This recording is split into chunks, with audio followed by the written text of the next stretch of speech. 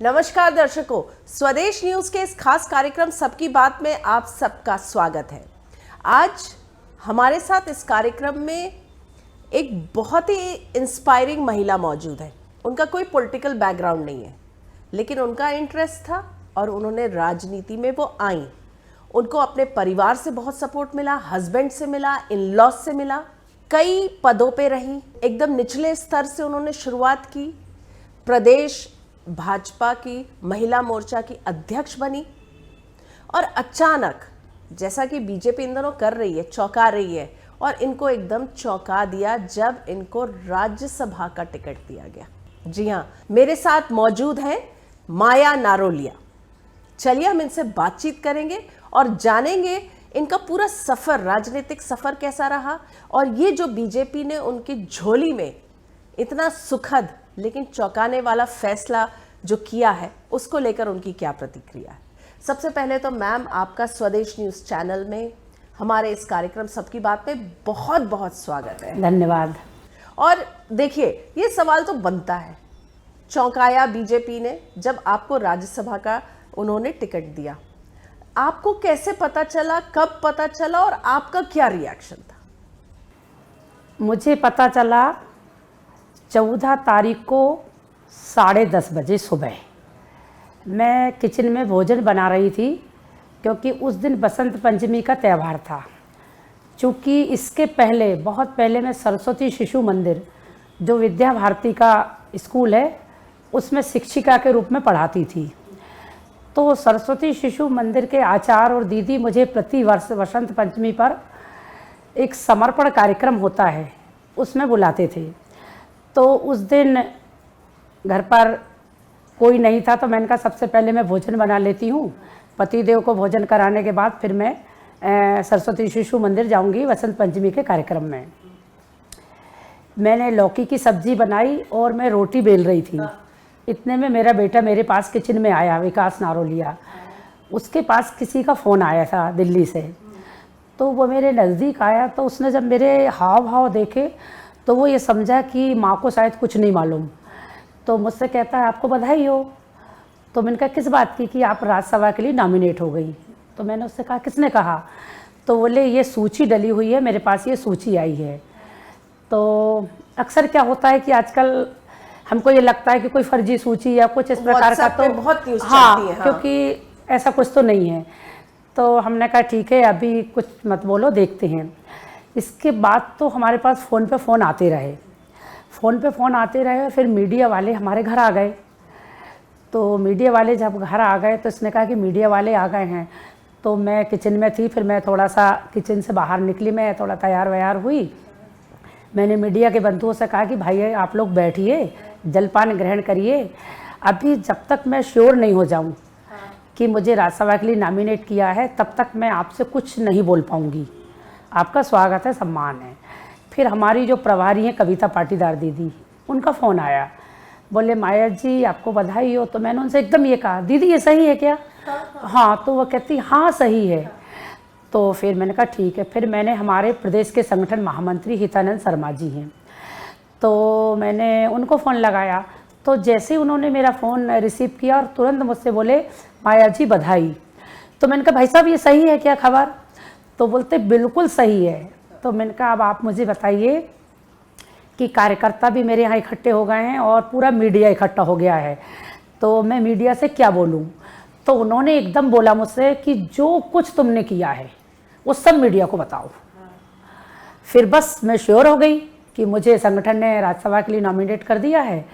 फिर मैं अपने मीडिया के बंधुओं से भी मिली, अपने कार्यकर्ता बंधुओं से भी मिली, और सबसे मिलते सबका अभिनंदन, सबकी बधाइयाँ स्वीकार करते करते जब 4 बज गए तो फिर प्रदेश कार्यालय से फ़ोन आया कि कल फॉर्म की अंतिम तारीख है और आपको फॉर्म भरना है, इसलिए आप जल्दी से जल्दी प्रदेश कार्यालय आइए।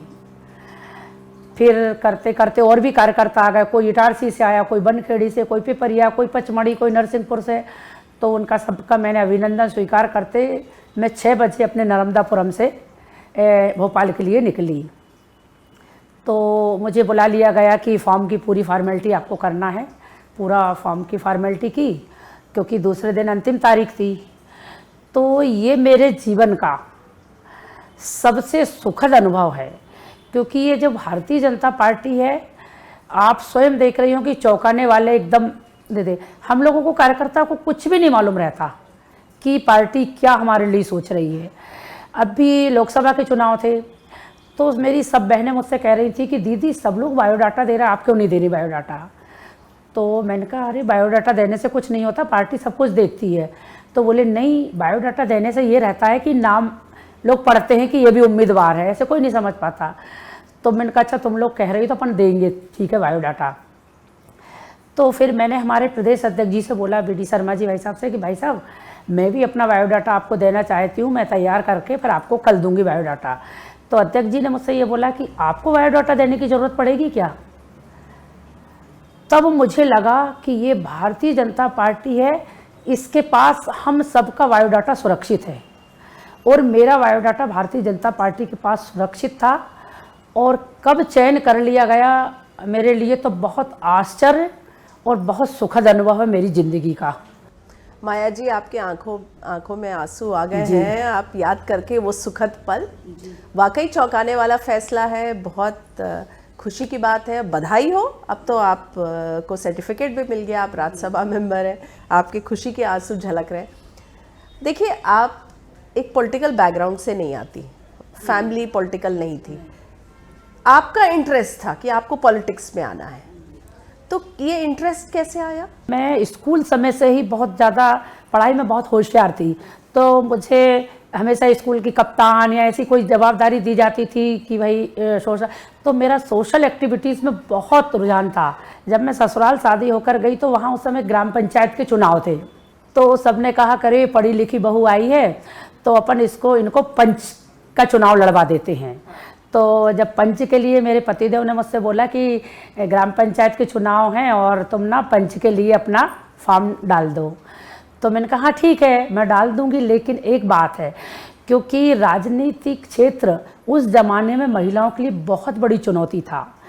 महिला अगर देर सवेर घर आती है तो बहुत सी चीज़ें व्यंग्यात्मक रूप में महिलाओं को घर के लोगों की बजाय दूसरे लोगों की सुनने को मिलती है। तो मैंने कहा ये राजनीति बहुत कांटों भरा ताज है, अगर आप मुझे राजनीति में प्रवेश दिला रहे हैं तो ये कदम मेरे बढ़ते रहेंगे, ये कदम पीछे मुड़कर नहीं हटेंगे। ये मैंने उनसे उस दिन बात की, उन्होंने कहा मेरे तरफ से तुम्हें राजनीतिक क्षेत्र में कोई रोक नहीं रहेगी। ये आपके हस्बैंड ने? मेरे पतिदेव विक्रम सिंह नारोलिया जी, शिक्षक थे वो शासकीय सेवा में। तो ठीक है, तो मैं ग्राम पंचायत की पंच बनी। मैंने ये ठान लिया था कि मैं वो गृहिणी नहीं हूँ, वो महिला नहीं हूँ कि जो पंच बन गई और घर पर बैठूं और रजिस्टर मेरे घर आए और साइन होकर चला जाए। मैं हर मीटिंग अटेंड करूंगी, सही बता रही हूँ मैं। उस जमाने के बाद मैंने हर मीटिंग अटेंड करती थी। मेरे बच्चे क्या छोटे छोटे थे, तो हमारा जो गाँव है चीलाचौन कड़ैया, वहाँ 3री तक स्कूल था। फिर हम लोग होशंगाबाद शिफ्ट हो गए। मैंने सरस्वती शिशु मंदिर में पढ़ाना चालू किया। मेरे कॉलोनी के जितने बच्चे थे सबका एडमिशन करवाया मैंने सरस्वती शिशु मंदिर में। मैं वहाँ पर पढ़ाने लगी।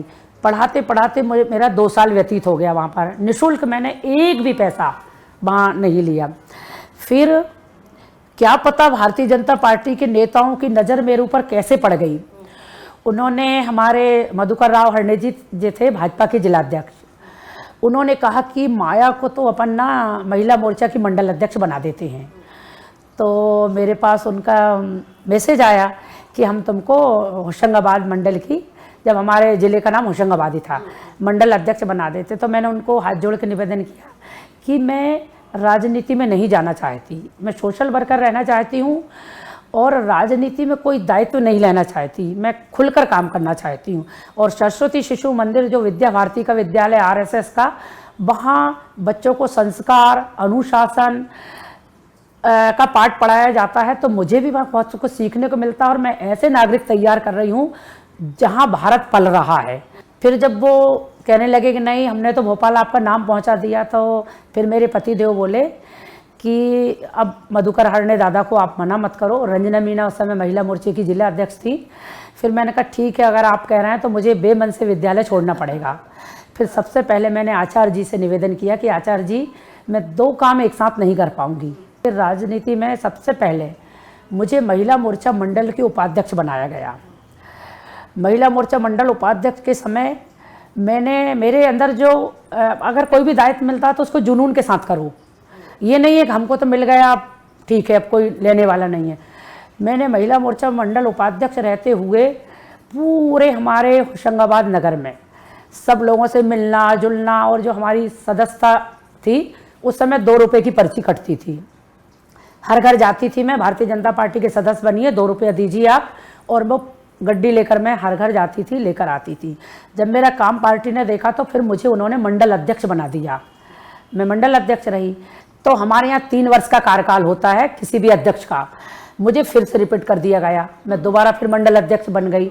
फिर तो मैंने एक एक घर कैसा होता है, एक एक घर में प्रवेश किया, एक एक बहनों को समझाया आप लोग निकलो, माताएं बहनें आगे बढ़ो, ये युग अपना, आने वाला युग अपना है, अपनी पार्टी है, सबको आगे निकाला। फिर हम लोग विरोध में विपक्ष में थे, कांग्रेस की सरकार हुआ करती थी। फिर जब भी कोई ऐसा मौका आता था कि हमको कोई धरना प्रदर्शन करना होता था तो मुझसे पूछा जाता था कि आपको हम कितनी बस दे दें। तो मैं कहती थी आपको जितनी बस लगे मुझे दे दीजिए।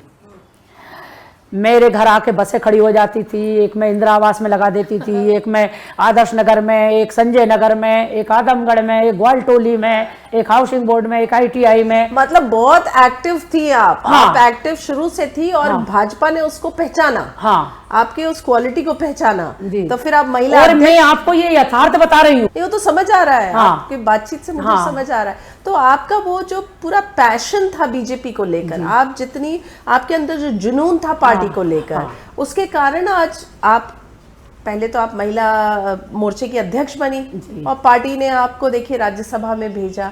तब आपने पूरी कहानी बताई कि कैसे जब राज्यसभा का आपको खबर मिला तो आपके बेटे आए आपको बताने, और आप किचन में खाना बना रही थी। चलिए, ये तो पहला रिएक्शन था। उसके बाद फिर क्या रिएक्शन रहा बाकी कार्यकर्ताओं का, पार्टी मेंबर्स का? बाकी कार्यकर्ताओं का, मैं हमारे प्रधानमंत्री नरेंद्र मोदी जी को एक देवीय शक्ति मानती हूँ। ऐसा नहीं कि मुझे राज्यसभा में पहुँचा इसलिए, प्रधानमंत्री नरेंद्र मोदी जी की जो दृढ़ इच्छा शक्ति है उसके कारण, और जो अनूठे और अद्भुत महिला हितैषी निर्णय या देश हितैषी निर्णय जो वो ले रहे हैं, इसके लिए एक असाधारण व्यक्ति तो ये नहीं कर सकता, एक साधारण व्यक्ति ये नहीं कर सकता। तो उनका मैं बहुत ही अभिनंदन करती हूँ। मैं इसलिए करती हूँ कि प्रधानमंत्री जी अंतिम पंक्ति के व्यक्ति को प्रथम पंक्ति में लाने का जो प्रयास कर रहे हैं उससे बहुत अच्छा एक मैसेज आ रहा है। जब ये निर्णय हुआ तो कार्यकर्ताओं में बहुत अच्छा संदेश गया। कार्यकर्ताओं को आशा जागृत हुई, उम्मीद जागृत हुई कि एक माया नारोलिया जो छोटी सी कार्यकर्ता है, जिसका पारिवारिक बैकग्राउंड, मेरी पारिवारिक पृष्ठभूमि कुछ नहीं है। मेरे ससुराल में सारे लोग किसान हैं, खेती होती है। मेरे मायके में सभी लोग सर्विस वाले हैं। कोई भी दूर दूर तक राजनीतिक क्षेत्र में नहीं है। पारिवारिक पृष्ठभूमि राजनीतिक ना होते हुए एक कार्यकर्ता को काम करते करते करते करते धरातल से काम करते करते आज राज्यसभा तक पहुंचाने का जो प्रधानमंत्री जी का, हमारे राष्ट्रीय नेतृत्व का, हमारे प्रदेश नेतृत्व का जो निर्णय है, तो लोगों में आशा की किरण जागी कि हम भी अगर काम करते रहेंगे तो निश्चित रूप से ये भारतीय जनता पार्टी है सबको मौका देगी। ये आपने बताया। देखिए, एक मैसेज तो गया। अभी जो हम मैसेजेस देखिए, अगर बीजेपी के अभी बात करें, डॉक्टर मोहन यादव का सीएम के रूप में चयन होना, वो चौथी पंक्ति में बैठे हुए थे। आश्चर्यजनक फैसला। एक सामान्य कार्यकर्ता को शीर्ष पद देना, बहुत चौंकाने वाले फैसले बीजेपी ले रही है। लेकिन इस सब के बीच में एक क्रिटिसिज्म है, वो ये कि भाजपा जब सारे कांग्रेस के नेता, अन्य पार्टी के नेता अगर बीजेपी में ले आ रही है, तो फिर जो बीजेपी के कार्यकर्ता हैं, जो पुराने सालों से जुड़े हैं पार्टी में, उनका क्या? इसके बारे में आप सोचती हैं? नहीं नहीं, ऐसा कुछ नहीं, क्योंकि भारतीय जनता पार्टी से लोग क्यों जुड़ रहे हैं? भारतीय जनता पार्टी के हमारे जो नेता हैं, हमारे जो प्रधानमंत्री हैं, वो सबका साथ, सबका विकास और सबके विश्वास और सबके प्रयास से काम करने वाले हैं, तो सब लोगों के मन के अंदर विश्वास है कि हम भारतीय जनता पार्टी में अगर जाएंगे तो भारतीय जनता पार्टी, क्योंकि आप खुद देख रही होंगी, मैं तो खुद महसूस करती हूँ कि हमारे प्रधानमंत्री जी के पास कोई जाति पाति नहीं, कोई धर्म नहीं, कोई किसी प्रकार का नहीं। उनको ये लगता है कि अगर हम भारत माता के वैभव को परम वैभव पर ले जाना चाहते हैं या विकसित भारत का संकल्प पूरा करना चाहते हैं, तो हमको सबको समाहित करना होगा, चाहे वो कांग्रेस का भी हो। कोई बात नहीं, हम तो कांग्रेस मुक्त देश चाहते हैं ना। तो कांग्रेस को बीजेपी में मिला के मुक्त हो जाएगा? मुक्त होने का देखो, हमको तो बेचैनी बिल्कुल नहीं है। अगर हमारी पार्टी किसी कांग्रेसी को ले रही है, तो हमको बेचैनी इसलिए नहीं है कि हमारी पार्टी के पास हम सबका मूल्यांकन है। ऐसा नहीं है कि लोग कांग्रेस में आते जा रहे हैं तो हम लोगों का कोई अस्तित्व कम हो रहा है, हम लोगों के मान सम्मान में कोई कमी हो रही है, या किसी को एकदम, जहाँ ऐसी स्थिति परिस्थिति निर्मित है, अगर व्यक्ति का जातिगत कोई समीकरण है, उसका प्रभाव बहुत अच्छा है, या फिर वो पहले से इस विचारधारा से जुड़ा रहा है, लेकिन था तो कोई फर्क नहीं पड़ता। और कितने भी लोग भारतीय जनता पार्टी में आए, भारतीय जनता पार्टी एक विशाल वट वृक्ष की तरह है, सारे के सारे लोग उसमें समाहित हो सकते हैं। और हमें तो प्रसन्नता है कि और भी भारतीय जनता पार्टी का दामन थामेंगे कांग्रेस के लोग, तो ठीक है ना, क्योंकि कांग्रेस में ना तो कोई नीति है, ना कांग्रेस के नेताओं की कोई नीयत है, ना कांग्रेस के कोई सिद्धांत है, ना कांग्रेस की कोई विचारधारा है, ना कांग्रेस की कोई पंचनिष्ठा है। अभी आप लोगों का राष्ट्रीय अधिवेशन हुआ था 2 दिन का, वहाँ से क्या आप एक्सपीरियंस लेके आई हैं? राष्ट्रीय अधिवेशन में हम ये अनुभव लेकर आए हैं कि हमें हर बूथ पर 370 नए कार्यकर्ता तैयार करना है, और हर बूथ पर हमको 370 वोट बढ़ाने का लक्ष्य है। निश्चित रूप से हमारे प्रधानमंत्री मोदी जी, हमारे राष्ट्रीय संगठन, प्रदेश नेतृत्व और हमारे मध्य प्रदेश के यशस्वी मुख्यमंत्री डॉक्टर मोहन यादव जी ने जो संकल्प लिया है कि हम मध्य प्रदेश की 29 लोकसभा सीट, अभी 28 लोकसभा सीट भारतीय जनता पार्टी के पास है, लेकिन 29 लोकसभा सीट हम भारतीय जनता पार्टी की झोली में डालेंगे। और प्रधानमंत्री मोदी जी को ये संदेश देंगे कि मध्य प्रदेश का संगठन देश का सर्वश्रेष्ठ संगठन है, और मध्य प्रदेश की सरकार देश की सबसे अच्छी सरकार के रूप में हमारे मुख्यमंत्री जी काम कर रहे हैं। उसका ये संदेश है कि 29 लोकसभा सीट हम कार्यकर्ताओं के दम पर। और मैं तो महिला मोर्चा प्रदेश अध्यक्ष होने के नाते पूरी प्रामाणिकता के साथ, पूरी दमदारी के साथ आपसे ये कहना चाहती हूँ कि विधानसभा के चुनाव में जो भारतीय जनता पार्टी को ऐतिहासिक प्रचंड बहुमत मिला है, वो हमारी मातृ शक्ति का जो वोट प्रतिशत था, 100% वोट मातृ शक्ति ने भारतीय जनता पार्टी के कमल फूल की बटन दबाकर जो सिद्ध किया है। और लाडली बहनों ने भी पूरा सहयोग भारतीय जनता पार्टी की सरकार बनाने में दिया है। और महिला मोर्चा बूथ स्तर तक, शक्ति केंद्र तक, हमारे यहाँ पन्ना और पेज प्रमुख बनते हैं, वहाँ तक महिला मोर्चा ने काम किया है। जिला, प्रदेश और मंडल की तो बात अलग है, बूथ और शक्ति केंद्र पर अगर महिला मोर्चा पहुँच गया तो कोई भी ताकत भारतीय जनता पार्टी को हराने वाली नहीं है। आपकी आंखें अभी भी झलक रही है। मेरे ख्याल से आपको इतनी खुशी बीजेपी ने दे दी है, हाँ, आप अभी भी विश्वास नहीं कर पा रही हैं। अब तो आपको सर्टिफिकेट मिल गया है। नहीं, मेरे ये आंसू है, खुशी के आंसू हैं। हाँ। क्योंकि ना मैं आपको हकीकत बताऊं, मैं जब मेरी कार्यकर्ता बहनें कहती थी दीदी, क्योंकि मेरे अंदर जो जुनून है वो जुनून में कार्यकर्ताओं में भी देखना चाहती थी। ऐसा नहीं कि आप जिलाध्यक्ष बन गई हो तो जिलाध्यक्ष बनने के बाद आपका कोई काम नहीं है। हमको अंदर घुसकर काम करना होगा, हमें प्रवास करना होगा। हमारी भारतीय जनता पार्टी के 3 मूल मंत्र हैं। संगठन को सर्वश्रेष्ठ बनाने में इन 3 मूल मंत्रों का विशेष सहयोग है। एक तो है प्रवास। अगर हम भारतीय जनता पार्टी में काम कर रहे हैं तो प्रवास हमको करना ही चाहिए। भारतीय जनता पार्टी में काम कर रहा है तो संवाद हमको करना ही चाहिए। भारतीय जनता पार्टी में काम कर रहे हैं तो संपर्क हमको करना ही चाहिए। भारतीय जनता पार्टी संगठन के 3 मूल मंत्र प्रवास, संवाद और संपर्क, उन तीनों के साथ तालमेल बिठाकर हमने काम किया है। और मैं आपको बताना चाहती हूँ कि संगठन की दृष्टि से 57 जिले थे, अभी हमारे 3 जिले और बन गए हैं। उन 57 जिलों में मेरे पूरे प्रवास हो चुके थे और मैं जिलाध्यक्ष को ये संकेत देती थी कि आप मंडल स्तर पर प्रवास करो। भाई मंडल में हम जाएंगे, हमको क्या कमी है, क्या बहन को क्या परेशानी है। तो इस प्रकार एक जुनून जो था कि अंदर घुसकर काम करना है, प्रामाणिकता के साथ काम करना है। देखो आपका नाम जब आगे आएगा तब आप सिद्ध कर दो। मैं महिला मोर्चा की प्रदेश अध्यक्ष हूँ, मैंने प्रामाणिकता के साथ काम किया और मैंने ये सिद्ध करने की कोशिश की। अब कर पाई कि नहीं कर पाई ये तो मेरा संगठन बताएगा, लेकिन मैंने कोशिश की कि अगर मुझे इतनी बड़ी जवाबदारी मिली है तो उस जवाबदारी का निर्वहन प्रामाणिकता के साथ करके दूं, तो मेरा संगठन भी कहे कि नहीं, अगर हमने इनको ये दायित्व दिया तो इस दायित्व में इन्होंने हमारी अपेक्षा के अनुरूप काम करने में सफल हुई हैं। देखिए आपके आंसू तो थम नहीं रहे। आपके फैमिली का क्या रिएक्शन था? बेटे ने तो आके आपको कॉन्ग्रेचुलेट किया, सबसे पहले आप बताई बात और बधाई दी, और किस तरह के रिएक्शन मिले? मेरे पतिदेव, जब मैं कोई मीटिंग अटेंड करके वापस लौटती थी घर ना, तो उनको न्यूज़ देखने का और पेपर पढ़ने का बहुत शौक है। सुबह चाय के साथ मेरे घर में 5 या 6 न्यूज़पेपर आते हैं, वो एक एक पढ़ते हैं।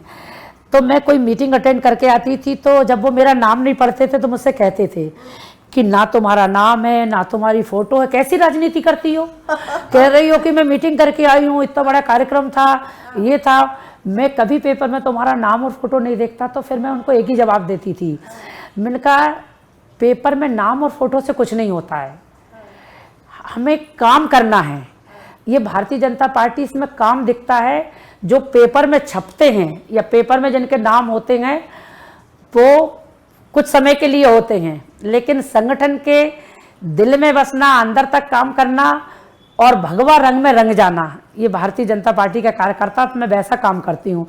तो जब जैसे ही उन्होंने मेरी ये खबर सुनी तो मैंने उनको एक ही बात बोली। उनने मुझे बधाई दी तो मैंने एक ही बात बोली, मैंने कहा आप मुझे बार बार कहते थे कि तुम पार्टी में जाती हो, 4 दिन बाद घर लौटती हो, पूर्णकालिक की तरह काम करती हो, लेकिन नाम और फोटो कभी मैं पेपर में नहीं देखता, और लोगों के आते हैं जो कभी नहीं दिखते हैं। तो मैं आपको एक ही जवाब देती थी कि ये भारतीय जनता पार्टी है, इसमें पेपर में छपने से और नाम आने से कुछ नहीं होता। हमें भारतीय जनता पार्टी का विश्वास जीतना होगा, भारतीय जनता पार्टी के कामों को जन जन तक पहुंचाना होगा, उन माताओं बहनों का आशीर्वाद लेना होगा, उन कार्यकर्ताओं की हमको दुआएं लेना होगी, शुभकामनाएं लेना होगी, और नेतृत्व का विश्वास जीतना होगा। ये भारतीय जनता पार्टी है, मैं कहती थी उनसे। तो उन्होंने क्या कहा आपको जब आपका? उन्होंने कुछ नहीं, हंस के चुपचाप रह गए कि हाँ ठीक है, सही बात है। क्योंकि मेरा लक्ष्य था, मैं ना ऐसा नहीं है कि किसी के सामने गिड़गिड़ाना या किसी के सामने अपनी मजबूरी बताना कि मैं महिला हूँ, मेरे पीछे कोई नहीं है। नहीं, मेरा ये लक्ष्य था कि मुझे कोई कितना भी बोले, मेरे पतिदेव ने मुझे रोका नहीं, मेरे बच्चों ने मुझे कभी रोका नहीं। और मैं आपको ये बता दूं, हर महिला अपने नाम के पीछे आजकल पति का नाम लगाने लगी, या पति अपने नाम के पीछे महिला का। मैं शुद्ध रूप से शुरू से माया नारोलिया लिखती हूँ। जब मैं बूथ की कार्यकर्ता थी, पंच थी, तब भी माया नारोलिया लिखती थी। महिला मोर्चा की प्रदेश अध्यक्ष बनी जब भी माया नारोलिया, और आज राज्यसभा सदस्य हूं तब भी माया नारोलिया ही मेरा नाम चलेगा, माया विक्रम सिंह नारोलिया नाम नहीं चलेगा। तो मैंने ये सोचा था कि बिल्कुल मैं खुद, हम क्यों गिड़गिड़ाएं जब हमें पार्टी आगे बढ़ा रही है, हमको आर्थिक रूप से सक्षम बना रही है, राजनीतिक रूप से सक्षम, शैक्षणिक रूप से सक्षम बना रही है, हम लोगों को मान और सम्मान दे रही है। हम कुछ सिद्ध करके बताएं ना, प्रामाणिकता के साथ संघर्ष करें, हम लोग नीचे तक जाएं, तो लोग खुद कहें कि नहीं वो महिला काम तो बहुत अच्छा करती है, वो महिला संगठन के प्रति वफादार तो है। तो ये सब चीज़ें बिल्कुल बहुत अच्छी, बहुत जैसा मैंने पहले ही इंट्रोडक्शन में कहा था कि आपकी पूरी जो स्टोरी है बहुत इंस्पायरिंग है, और इस इंटरव्यू के बाद भी लोगों को वो इंस्पायर होंगे कि देखिए काम करते रहिए, काम करते रहिए, और फिर अंत में जो है फोटो छपी जाएगी, पेपर में भी छप जाएगी। चलिए माया जी, आप स्वदेश न्यूज़ चैनल में आप आई, आपने हमको अपना समय दिया, सबकी बात के कार्यक्रम में आपने हिस्सा लिया, आपका बहुत बहुत धन्यवाद, और हमारी शुभकामनाएं आपके साथ है जी। बहुत बहुत धन्यवाद आपका। तो दर्शकों, आज हमने बात की बहुत ही इंस्पायरिंग लेडी है, बहुत ही इंस्पायरिंग स्टोरी है माया नारोलिया जी से। उन्होंने बताया कभी उनकी फ़ोटो नहीं छपी, किसी भी अखबार में नहीं छपी, उनके पति हर वक्त उनको टोकते रहे, इतनी मीटिंग्स कर रही हो, इतना काम कर रही हो पार्टी के लिए, लेकिन क्या तो देखिए पार्टी ने अंत में उनको क्या दिया, उनकी झोली में राज्यसभा का नॉमिनेशन दे दिया। जब वो किचन में खाना बना रही थी तब उनको उनके बेटे ने आके बधाई दी और बताया कि उनका नाम आया है। तो वो यही सोचती रही बहुत देर तक, घंटों तक, कि शायद ये तो एक प्रैंक चीज़ है जो व्हाट्सएप पे चल रही है, लेकिन प्रैंक नहीं था, वो सच्चाई थी। तो दर्शकों, इस एपिसोड में इतना ही। अगले हफ्ते में एक बार फिर से मुलाकात करेंगे एक नए मेहमान के साथ। तब तक के लिए दीजिए हमें आज्ञा। नमस्कार। ऐसे ही वीडियोस को लाइक, शेयर, फॉलो और यूट्यूब को सब्सक्राइब कर बेल आइकॉन दबाना ना भूलें और ताज़ा अपडेट्स के लिए हमारी वेबसाइट swedeshlive.com पर जरूर जाएं।